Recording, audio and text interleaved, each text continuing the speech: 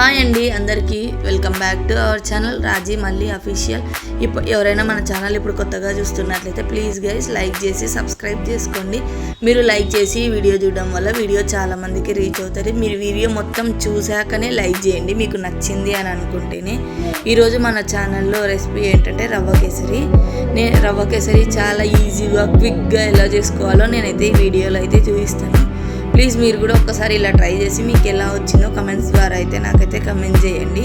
నేనైతే ఒక కడాయిలోకి అయితే నెయ్యి అయితే యాడ్ చేసుకున్నాను. 1 టేబుల్ స్పూన్ నెయ్యి యాడ్ చేసుకున్న తర్వాత నెయ్యిలోకి అయితే క్యాష్యూస్ అయితే యాడ్ చేసుకుని క్యాష్యూస్ బాగా ఫ్రై అయిన తర్వాత అయితే 1 కప్పు రవ్వ అయితే యాడ్ చేసుకున్నాను.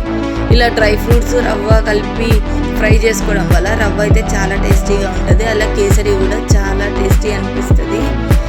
అలాగే మనం ఏ కప్పుతో అయితే రవ్వ తీసుకున్నామో అదే కప్పుతో సేమ్ కప్పుతో అయితే 3 కప్స్ ఆఫ్ వాటర్ అయితే పక్కన గిన్నెలో పోసుకొని వేడి చేసుకోవాలి. అలా వేడి చేసుకున్న వాటర్ ఇందులోకి యాడ్ చేసుకోవడం వల్ల రవ్వ అయితే ఉండలు కట్టకుండా అయితే వస్తుంది.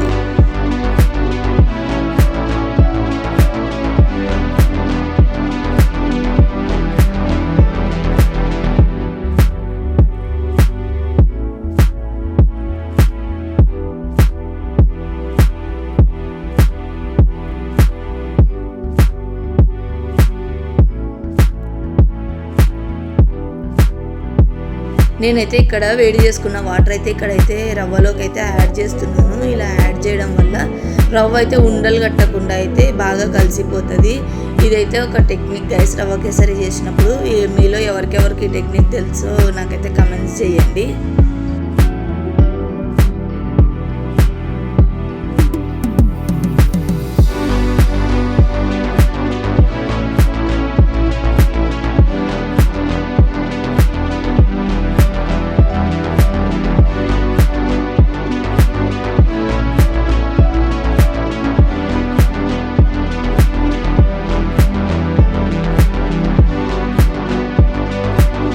వేడి నీళ్ళు యాడ్ చేయడం వల్ల తొందరగా రవ్వ అయితే దగ్గర పడిపోతుంది. మనం ఏ కప్పుతో అయితే రవ్వ తీసుకున్నామో అదే క్వాంటిటీలో అయితే షుగర్ కూడా తీసుకోవాలి.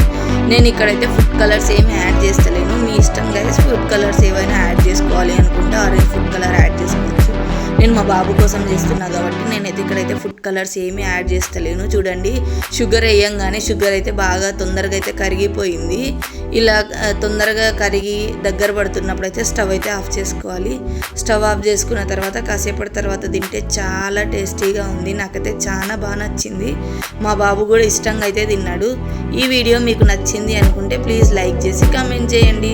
అలాగే షేర్ కూడా చేయండి మీ ఫ్రెండ్స్కి. Thank you so much. Bye.